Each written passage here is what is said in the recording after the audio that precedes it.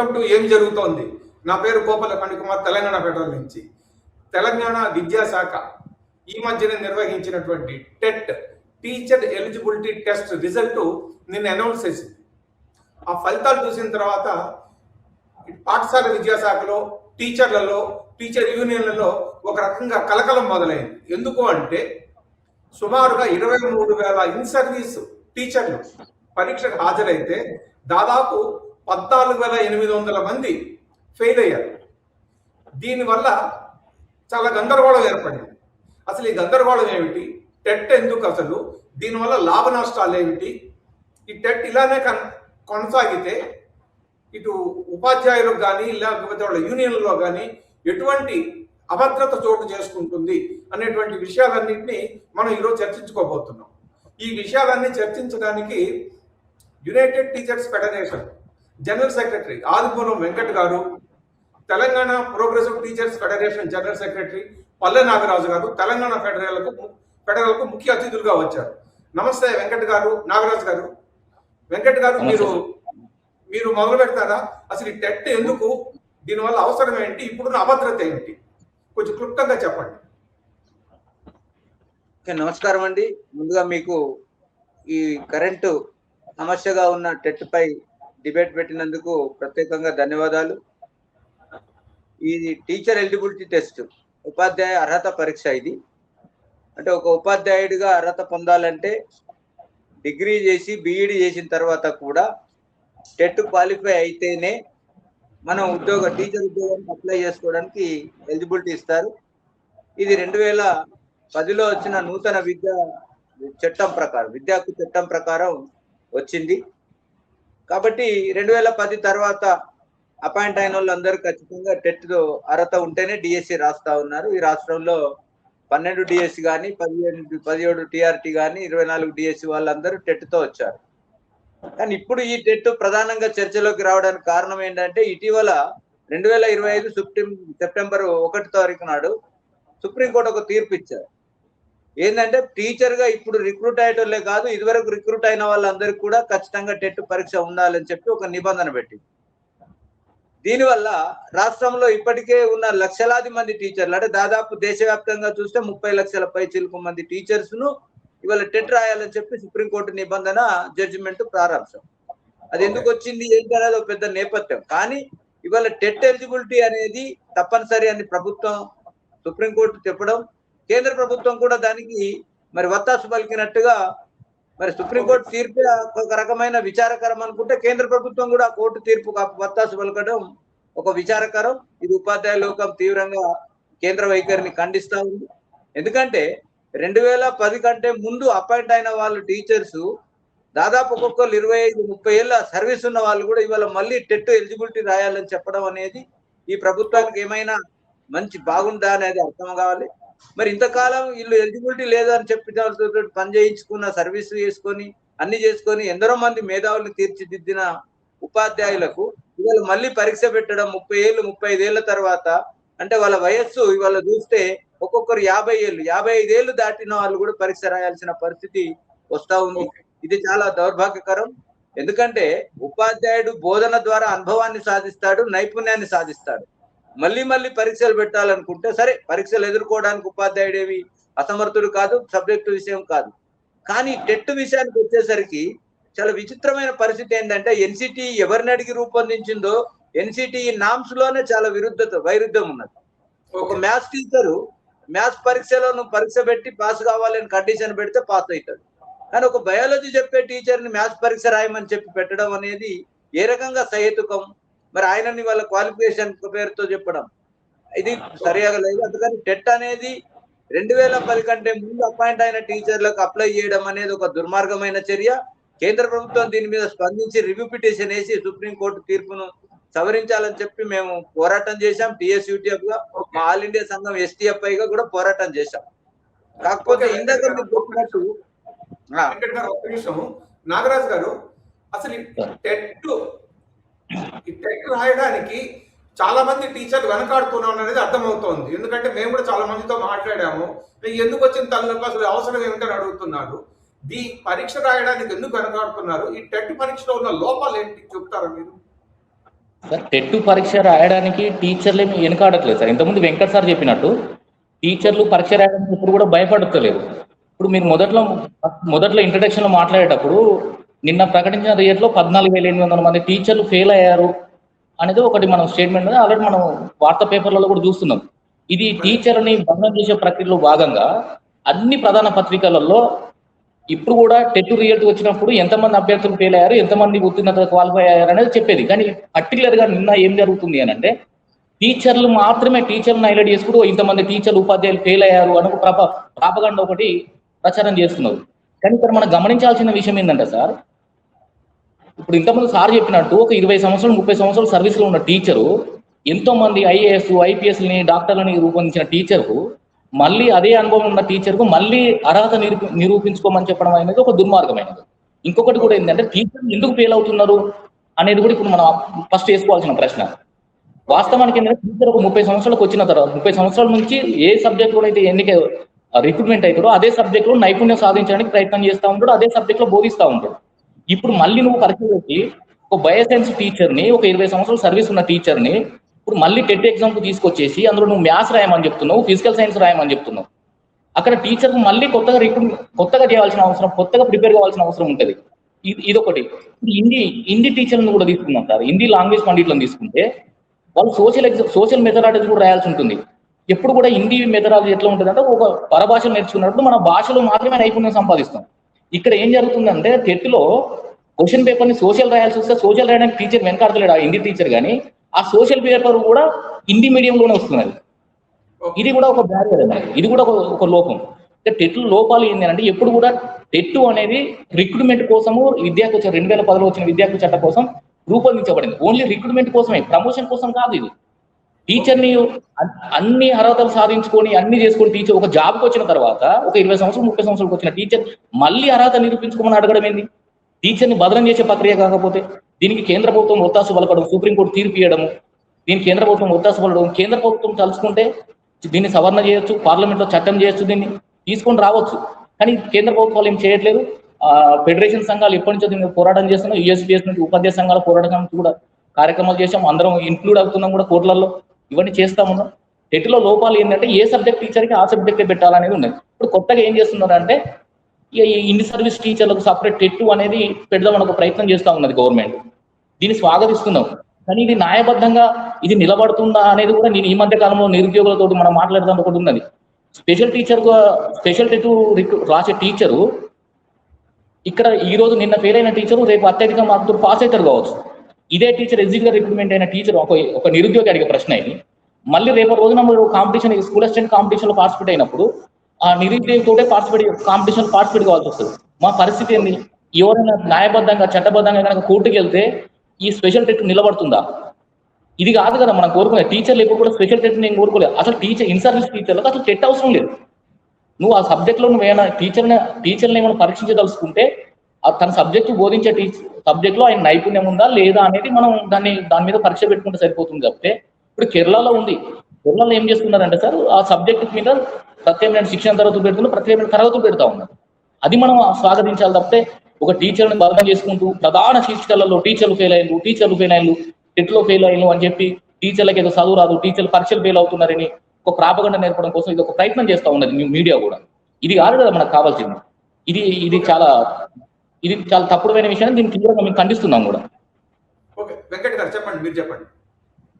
ఇప్పుడు ఇక్కడ టెట్ కు సంబంధించి ఒక విషయం చర్చించుకోవాలి సార్. టెట్ లో పాసు ఫెయిల్ లేదు. టెట్ లో క్వాలిఫైయింగ్ మార్క్స్ బట్టి వెయిటేజ్ ఉంటుంది. ఒక డిఎస్సి పిల్లగాడికి 20 మార్కులు వెయిటేజ్ ఇస్తుంది గవర్నమెంట్. అంటే 80 మార్కులకు రిటర్న్ పేపర్ ఉంటే 20 మార్కులకు వెయిటేజ్ టెట్ ద్వారా ఇస్తారు. కాబట్టి టెట్ లో ఎంత ఎక్కువ స్కోర్ చేసుకుంటే అంత ఆయనకు వెయిటేజ్ వస్తుంది. కాబట్టి ఇందులో ఫెయిల్ అనేది ఏం లేదు. కానీ ప్రభుత్వం ఏం చెప్పిందంటే క్వాలిఫైయింగ్ మార్క్స్ అని పెట్టింది. అది ఎన్సిటి పెట్టిన క్వాలిఫైయింగ్ మార్క్స్ ఏంటంటే 60% మార్కులు వస్తే క్వాలిఫై అయినట్టుగా. అంటే ఇది ఏ రకంగా చూసినా ఒక అశాస్త్రీయమైన ఆలోచన ఇది. అంటే ఒక రెగ్యులర్ ఉపాధ్యాయుని ఉద్యోగుల బాధ్యతల నుండి తప్పించుకోవడానికి కోసం కేంద్రం పన్నుతున్న కుట్రలో భాగం ఇది. ఎందుకంటే ఎక్కడైనా ఏ రిజల్ట్ అయినా మనం చూసినప్పుడు అది డిగ్రీ ఎగ్జామ్స్ కావచ్చు, ప్రొఫెషనల్ ట్రైన్స్ కావచ్చు, 40% అగ్రిగేట్ ను పాస్ కింద పరిగణిస్తాం. కానీ ఇక్కడికి వచ్చేసరికి ఏమైంది, 60% అగ్రిగేట్ ఉంటేనే 60% క్వాలిఫైయింగ్ మార్క్స్ ఉంటేనే క్వాలిఫై కింద పరిగణిస్తున్నాను. ఇది ఒక అశాస్త్రీయమైన పద్ధతి. రెండోది, ఇందాక మిత్రుడు చెప్పినట్టు ఒక పరీక్ష ఎవరికి పెట్టాలి అంటే తాను చదువుకున్న సబ్జెక్ట్ లో పరీక్ష పెట్టి ఎంతవరకు నేర్చుకున్నాడు అనేది, ఎంతవరకు అనుభవంలో ఉంది, ఎంతవరకు జ్ఞాపకంలో ఉంది అనేది పెట్టాలి. ఇవాళ టీచర్స్ పత్రికలు కూడా ఎంత విచిత్రంగా రాస్తా ఉన్నాయంటే, టీచర్స్ వల్ల 14,000 మంది క్వాలిఫై కాలేదని రాశారు. కానీ ఇక్కడ ఇంకో విషయం చెప్పాలి, నేను పత్రికల ద్వారా మీ ద్వారా ఉపాధ్యాయులు కానీ ప్రజలకు కూడా చెప్పదలుచుకుంది ఏంటంటే, పోయినసారి పరీక్ష పెట్టారు. పోయినసారి పరీక్ష పెట్టినప్పుడు 50% 60% రిజల్ట్ వచ్చింది కదా. ఆ రోజు మరి అంతా ఉపాధ్యాయులు క్వాలిఫైడ్ అని నిరూపించుకున్నారు కదా.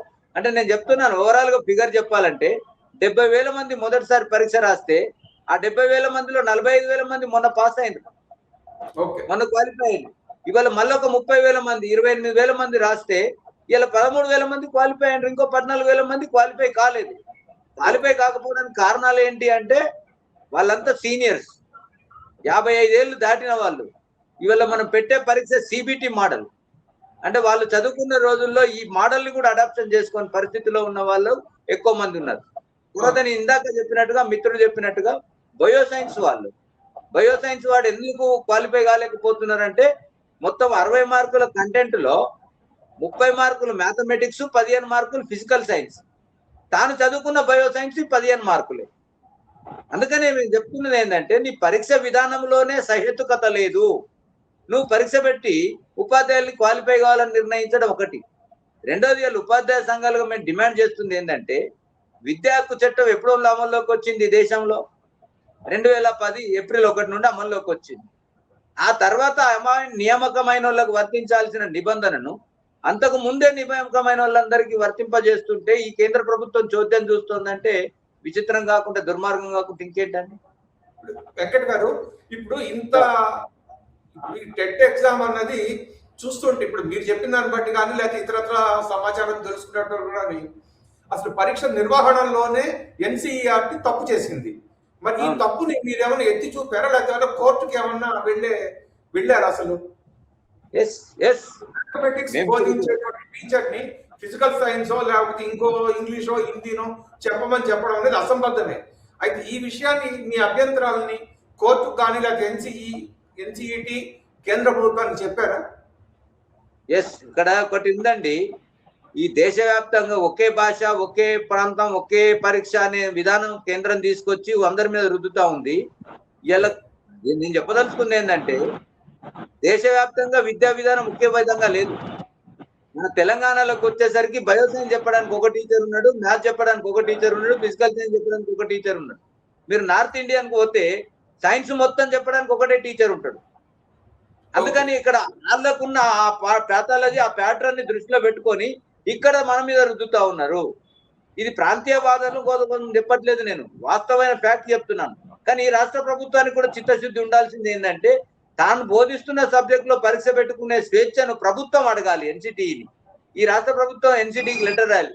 మేము సుప్రీంకోర్టులో కేసు వేసాం, రాష్ట్ర ప్రభుత్వం కూడా కేసు వేసింది. కానీ మా కేసుకు, ప్రభుత్వం వేసిన కేసుకు ఒక లింక్ లేకపోవడంతో సుప్రీంకోర్టులో కేసు కొట్టేసింది.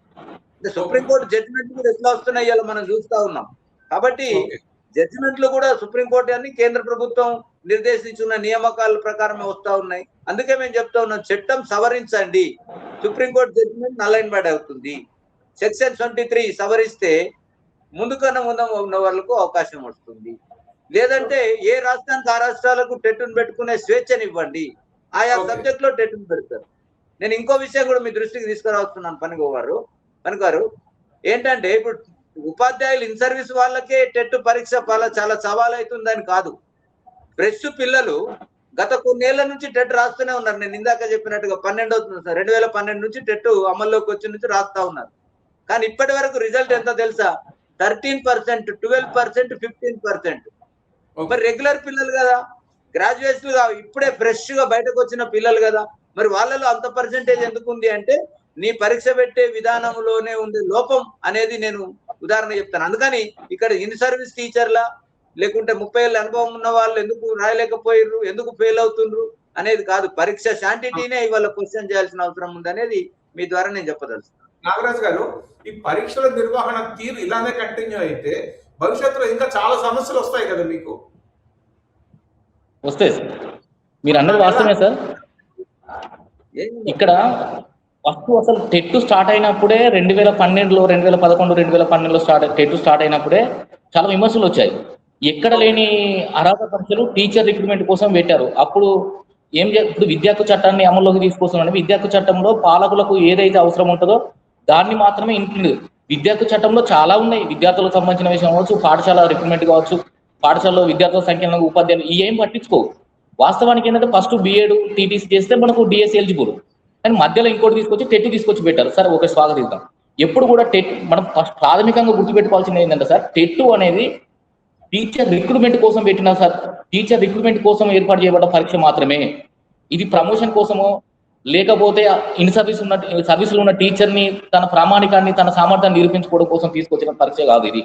ఇది ఇది మనం ఫండమెంటల్గా గుర్తుపెట్టుకోవాల్సిన విషయం. ఇది ఉమ్మడి ఏపీలో కూడా ఉమ్మడి ఏపీలో కూడా సార్ జీవో నెంబర్ 2011లో జీవో నెంబర్ 51 తీసుకొచ్చారు. ఇన్ సర్వీస్ టీచర్లకు టెట్ అవసరం లేదని ఒక మినహాయింపు తీసుకొచ్చారు. అది దీన్ని కూడా పక్కన పెట్టేసి మళ్ళీ అందరు టీచర్లు కూడా సర్వీస్లోకి వచ్చిన టీచర్లు అందరినీ కూడా టెట్ రాయాలని చెప్పడం అనేది కూడా ఒక దుర్మార్గం అనేది. ఇట్లనే ఈ విధంగా కనుక కంటిన్యూషన్ చేసుకుంటూ పోతే టీచర్ల అభద్రత బాడీకి లోవడం జరుగుతూ ఉంటుంది. ఇప్పటికే ప్రభుత్వ పాఠశాలల మీద ప్రజలకు కొంత సన్నగిల్లుతుంటూ మళ్ళీ నమ్మకం పెరుగుతున్న దశలో, మళ్ళీ ఈ 2-3 సంవత్సరాల కాంచి రిక్రూట్ మీద విద్యార్థుల నమోదు పెరుగుతున్న దశలో మళ్ళీ టీచర్లకు చదువు వస్తలేదు, టీచర్లు క్వాలిఫై అవుతలేరు అని ఒక ప్రాపగండ లేపి ఒక ప్రచారం చేసుకుంటూ మళ్ళీ ప్రభుత్వ పాఠశాలను నాశనం చేసి ఒక కుట్రలో భాగంగానే దీన్ని తీసుకొస్తా ఉన్నారు తప్పితే దీంట్లో ఇంకా వేరే ఆలోచించాల్సిన అవసరం లేదు. దీన్ని పెద్దగా లోతుగా మనం విశ్లేషించుకోవాల్సిన అవసరం కూడా లేదు. కాబట్టి దీన్ని మనం గమనించాల్సిన అవసరం ఉంది. కాబట్టి దీన్ని మనం ఖచ్చితంగా ఖండించాల్సిన అవసరం ఉన్నది. ఖచ్చితంగా మేము చేసే డిమాండ్ ఏంటంటే, ఇంతకుముందు సార్ చెప్పింది కూడా అదే, నేను చెప్పేది కూడా అదే. టీచర్లు ఎప్పుడు కూడా పరీక్షకు వెనకాడరు. మాకు ఆల్రెడీ ఇప్పుడు ప్రజెంట్ మనం మాట్లాడుకున్న దశలో కూడా టీచర్లకు ట్రైనింగ్స్ జరుగుతున్నాయి, ఇన్ సర్వీస్ ట్రైనింగ్ జరుగుతున్నాయి గత 2 రోజుల కాంచి. సబ్జెక్టులు నైపుణ్యం సాధించడం కోసం కొత్త పోకడలు ఏమన్నా ఉంటే, కొత్తగా ఏమన్నా వస్తే మనం నేర్చుకుంటాం. మళ్ళీ కొత్తగా నువ్వు సర్వీస్ పెట్టేసి కొత్తగా ఎగ్జామ్ పెట్టేసుకొని చేయడం అని ఒక ప్రాపగండ నేర్పించే ప్రభుత్వ విద్యని పాలకులు నిర్వీర్యం చేసే కుట్రలో భాగంగా దీన్ని చూస్తున్నాం తప్పితే టీచర్లు ఎప్పుడు కూడా పరీక్ష రాయడానికి వెనకాడరు. కానీ తను బోధించే పరీక్షలో సబ్జెక్టులో మాత్రమే పరీక్ష పెట్టాలని మేము ప్రధానంగా డిమాండ్ చేస్తాం. అప్పుడు మేము క్వాలిఫై కాకపోతే మనం టీచర్ని ఏమైనా సామర్థ్యాన్ని చెక్కించడానికి అవకాశం ఉంటుంది. అంటే ఇప్పుడు తాజా ఫలితాలతో జనాభిప్రాయం ఎలా ఉందంటే, నేను మాట్లాడిన వాళ్ళల్లో వాళ్ళు పెట్టిన పరీక్షల్లోనే వాళ్ళు ఫెయిల్ అయినప్పుడు వాళ్ళ పిల్లలకి ఏం చెప్తున్నారో, ఇంతకాలం నుంచి ఏం చెప్పారు అనేది ఒక అభిప్రాయం వచ్చింది జనాల్లో. చర్చ కూడా మొదలవుతుంది. ఇప్పుడు సాధారణ జనానికి ఏమర్థం అవుతుంది సార్, చూసేది అదే చూస్తారు. టీచర్లు క్వాలిఫై అయితలేరు అనేది అది ఖచ్చితంగా మీడియా ప్రభుత్వం సక్సెస్ కావాల్సిన విషయం కూడా అదే. మీడియా ప్రచారం చేసేది కూడా మీడియా ఎట్లా ఉంటుందో మనకు తెలియని విషయం ఏం కాదు. అది ప్రజల్లోకి ఏదైతే చూపించాలనుకున్నదో అదే చూపిస్తా ఉన్నారు. ప్రజలు కూడా అదే యాక్సెప్ట్ చేస్తూ ఉన్నారు. ఈ లోతుగా వాళ్ళకి ఎవరు చెప్పగలుగుతాం మనం? ఎప్పుడు కూడా టీచర్ సామర్థ్యాన్ని నైపుణ్యాన్ని తరగతి గదిలో మనం పరిశీలించాలి తప్పితే పరీక్షలు పెట్టి సమర్థించవలసిన అవసరం లేదు. ఒక పరీక్ష ఫెయిల్ అయిన ఒక పరీక్ష క్వాలిఫై సార్ మనం ఫెయిల్ అని కూడా అనకూడదు సార్ అన్నట్టు. ఆ క్వాలిఫై కానంత మాత్రాన టీచర్ సామర్థ్యాన్ని శంకించవలసిన అవసరం కూడా లేదు. 20 సంవత్సరాలు 30 సంవత్సరాలు బోధించిన టీచర్లు విద్యార్థులు ఈ రోజు IAS IPS లో ఉన్నప్పుడు సామర్థ్యం లేని టీచర్ బోధిస్తేనే అయిందా? వాళ్ళు సామర్థ్యం ఉన్న టీచర్ బోధిస్తేనే కదా వాళ్ళు అయ్యింది. దీన్ని పరిగణలోకి తీసుకోవాల్సిన అవసరం ఉన్నది ఇది.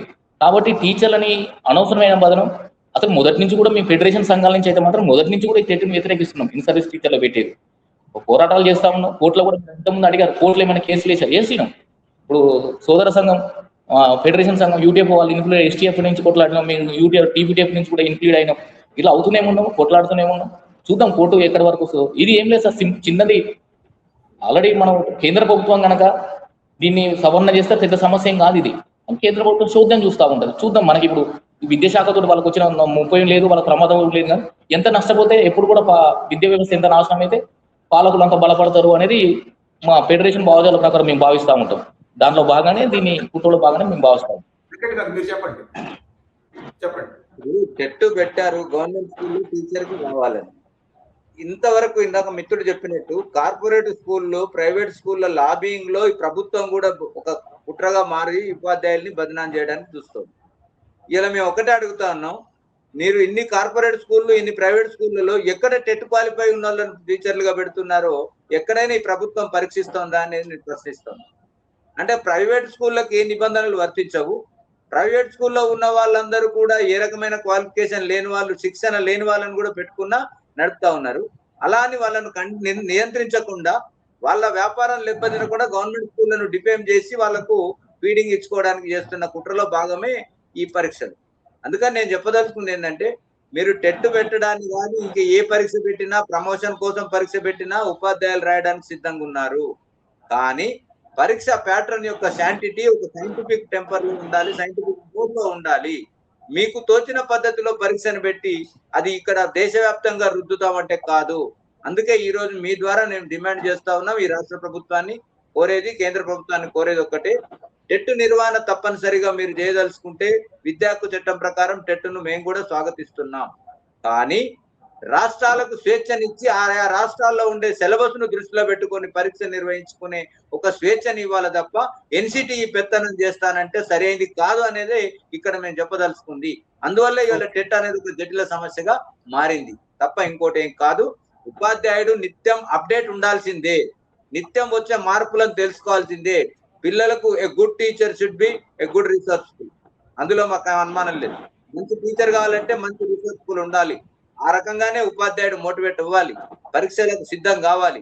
కానీ నీ పెట్టే పరీక్ష విధానంలో మార్పు రావాలనేది మేము మీ ద్వారా ప్రభుత్వానికి విజ్ఞప్తి చేసేది. ఓకే నాగరాజు గారు, ఈ టెట్ అన్నది కేవలం ప్రభుత్వ ఉపాధ్యాయులకైనా లేకపోతే ప్రైవేట్ స్కూళ్లలో పనిచేసే ఉపాధ్యాయులు కూడా రాయాల్సిందేనా?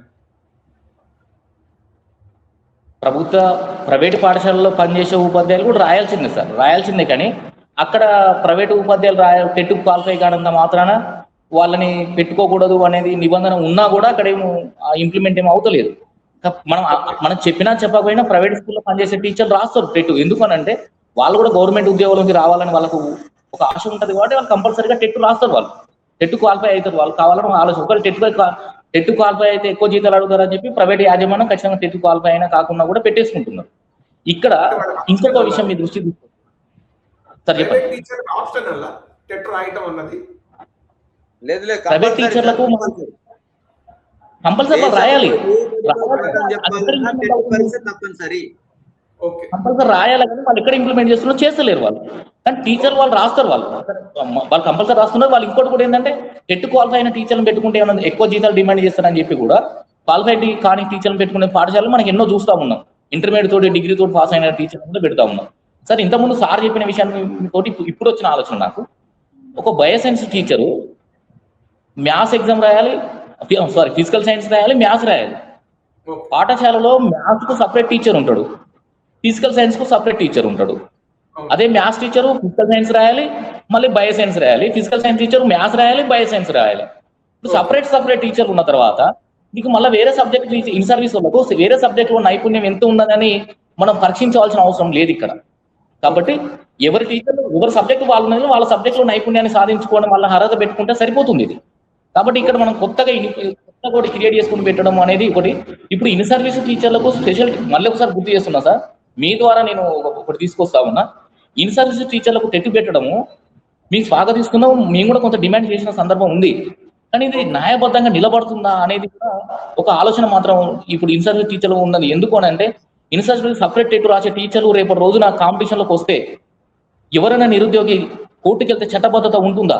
ఇప్పుడు వీళ్ళు ఎక్కువ మార్కులు పెట్టేసి వాళ్ళు ఈ జనరల్ టెట్ లో అంటే కామన్ పెట్టిన టెట్ లో ఫెయిల్ అయిన క్వాలిఫై కాని టీచరు స్పెషల్ టెట్ లో పెడితే, స్పెషల్ టెట్ లో కనుక క్వాలిఫై అయితే అక్కడ క్వాలిఫై అయ్యింది, ఇక్కడ అయితే ఈయన కాంపిటీషన్ లోకి వస్తే నిరుద్యోగికి అన్యాయం జరుగుతుంది. ఎవరైనా కోర్టుకు వెళ్తే ఎట్లా అవుతుంది ఒక ఇన్ సర్వీస్ టీచర్లు కొంత ఇప్పుడు ఈ మధ్య కాలంలో చర్చ మొదలవుతా ఉన్నది. ఇది కొంత మేము పరిగణలోకి తీసుకున్న దీన్ని అధ్యయనం చేయాల్సిన అవసరం కూడా ఉన్నది. దీన్ని మీ ద్వారా కూడా కొంత మేము దృష్టికి తీసుకోవాలనుకుంటా ఉన్నాం. ఇది గవర్నమెంట్ కూడా దీని మీద కొంత క్లారిటీ ఇవ్వాల్సిన అవసరం ఉంటుందని ఆలోచన చేస్తున్నాం. ఓకే వెంకట్ గారు చెప్పండి మీరు. ఇప్పుడు స్పెషల్ టెట్ మీద మిత్రుడు మాట్లాడినట్టు మీరు సంవత్సరానికి 2 పెట్టాల్సింది 4 పెడతామని ఈ రాష్ట్ర ప్రభుత్వం నిర్ణయం తీసుకున్నది. మీ ద్వారా ఈ రాష్ట్ర ప్రభుత్వానికి చెప్పదలుచుకుంది ఏంటంటే మీరు 4 బదులు 6 పెట్టినా ఈ టెట్ ప్యాటర్న్ మార్చకుండా ఎన్ని స్పెషల్ టెట్లు పెట్టినా ప్రయోజనం లేదు, అది అసంబద్ధమైన నిర్ణయం. కాబట్టి మేము చెప్పదలుచుకుంది ఏంటంటే మీరు స్పెషల్ టెట్ పెట్టడం అంటే దాని అర్థం భాషా పండితులకు భాష మీద పరీక్ష పెట్టండి, అది హిందీ కానీ తెలుగు కానీ. లేదా బయాలజీ వాళ్ళకు బయాలజీలో పరీక్ష పెట్టండి, గణితం వాళ్ళకు గణితంలో పరీక్ష పెట్టండి. ఆ రకంగా స్పెషల్ టెట్ అంటే దాని అర్థం ఆ సబ్జెక్టు టీచర్ కు సబ్జెక్టు పరీక్ష పెట్టమని మేం కోరింది. ఇక కొంతమంది కోరిండొచ్చు ప్రభుత్వాన్ని 4 సార్లు పెడితే ఇంకో కొంతమంది క్వాలిఫై అవుతారు, ఇంకో కొంతమంది ఇదేదో దయాదాక్షిణాలతో ప్రభుత్వం ఇస్తున్నట్టుగా చూపించడం కాదు. ప్రభుత్వం బాధ్యత. ఎందుకు ఈ మాట చెప్తున్నానంటే ఈ రాష్ట్ర ప్రభుత్వానికి చిత్తశుద్ధి ఉంటే ప్రభుత్వం కంటిన్యూస్ ప్రాసెస్. అఫ్ కోర్స్ అప్పుడు కేసీఆర్ గారు ముఖ్యమంత్రి ఉండొచ్చు, ఇప్పుడు రేవంత్ రెడ్డి గారు ముఖ్యమంత్రి కావచ్చు. ప్రభుత్వం అనేది కంటిన్యూస్ ప్రాసెస్. ఈ రాష్ట్ర ప్రభుత్వం 2 జీవోలు ఇచ్చింది, 37 జీవో 51 ఇచ్చినప్పుడు ఏం చెప్పారు? అసలు టెట్ క్వాలిఫికేషన్ ఏం పెట్టారు? 18 నుంచి 45 ఏళ్ల వయసున్న వాళ్ళు మాత్రమే టెట్ రాయాలని మొన్నటి వరకు చెప్పారు, సుప్రీంకోర్టు జడ్జిమెంట్ ఉన్న వరకు. మరి 45 ఏళ్ళు దాటిన టీచర్ ఇప్పటి వరకు పరీక్ష రాయకపోతే ఆ టీచర్ ని వాళ్ళ దోషిగా పెట్టి మీరు ఉద్యోగంలోకి వెళ్ళి తీసేస్తానంటే ఈ రాష్ట్ర ప్రభుత్వానికి ఏమైనా చిత్తశుద్ధి ఉందా ఉపాధ్యాయుల పట్ల? అందుకనే మేము చెప్తున్నాం ఏంటంటే ఇటు కేంద్రం అటు రాష్ట్రం రెగ్యులర్ ఉద్యోగుల సంఖ్యను తగ్గించుకోవడానికి టెట్ను ఒక బూచిగా చూపించి ఉపాధ్యాయుల పట్ల సమాజంలో ఒక చులకన భావం ఏర్పడజేయడానికి కోసం తీసుకొస్తున్న విధానమే టెట్. అందుకనే ఉపాధ్యాయులు ఎవ్వరు భయపడాల్సిన అవసరం లేదు, అధైర్యపడతలేరు, పరీక్ష రాయడానికి సిద్ధంగా ఉన్నారు. ఇక్కడ మీకు ఇంకో వివరణ ఇవ్వదలుచుకుంది ఏంటంటే 14,000 మంది ఎవరైతే క్వాలిఫై కాలేదన్నారో ఒక విషయం గుర్తుపెట్టుకోవాలి, పరీక్షను అందరూ కూడా ఒకేసారి సీరియస్ గా తీసుకొని రాయరు. ఎవరైతే రేపు ప్రమోషన్ ఉందో ఆయన సీరియస్ గా తీసుకొని రాస్తారు. ఇంకో 10 ఏళ్ల నాడు ప్రమోషన్ ఉన్న ఆయనకు ఇప్పుడు ఆ పరీక్ష మీద సీరియస్ ఎందుకు ఉండదు. కాబట్టి ఆయన పరీక్ష విధానం ఎట్లుంటుందో మోడల్ చూద్దామని కూడా అటెండ్ అయ్యే వాళ్ళు ఉంటారు. అందుకని ఆయన సీరియస్ గా తీసుకోకుండా ఇప్పుడు ఎంసెట్ ఉందండి, ఇంటర్మీడియట్ ఫస్ట్ ఇయర్ పిల్లర్ రాస్తాడు, సెకండ్ ఇయర్ పిల్లర్ రాస్తాడు. ఫస్ట్ ఇయర్ పిల్లవాడు ఎందుకు రాస్తున్నాడు అంటే ఎక్స్పీరియన్స్ కోసం రాస్తాడు. కాబట్టి ఇప్పుడు టెట్ లో క్వాలిఫై కాని 14,000 మందిలో అలాంటి టీచర్లు కూడా ఉంటారు. కాబట్టి దృష్టిలో పెట్టుకొని గుర్తుంచుకోవాల్సింది ఏంటంటే ఉపాధ్యాయుడు బోధన ద్వారా అనుభవం సాధించి నైపుణ్యాలతో ఉంటాడు, రీసోర్స్ఫుల్ ఉంటాడు. అది గవర్నమెంట్ స్కూల్లో ఉన్న టీచరు ఇంకా రీసోర్స్ఫుల్ గా ఉంటాడు. ఆ విశ్వాసాన్ని ప్రజల్లో కల్పించాల్సిన బాధ్యత అటు ప్రభుత్వానిది, ఇటు మీడియాది, ఇటు ఉపాధ్యాయ సంఘాలుగా మాపై కూడా ఉందని చెప్పి తెలియజేస్తాం. ఓకే, టెట్ నిర్వహణకు సంబంధించి అందులో ఉన్న లోపాలు ఏమిటి, ఎలా సరిదిద్దుకోవాలి, ప్రభుత్వం నడుచుకోవాల్సిన తీరేమిటి, ఉపాధ్యాయులు భయపడాల్సిన అవసరం లేదు అనేటువంటి భరోసాతో ఆదిమూలం వెంకట్ గారు, పల్లె నాగరాజు గారు మీరు చక్కటి విషయాలు చెప్పారు. మరొక రకమైనటువంటి సమస్యతో మళ్ళీ మనం మరో చర్చలో కలుద్దాము. Thank you.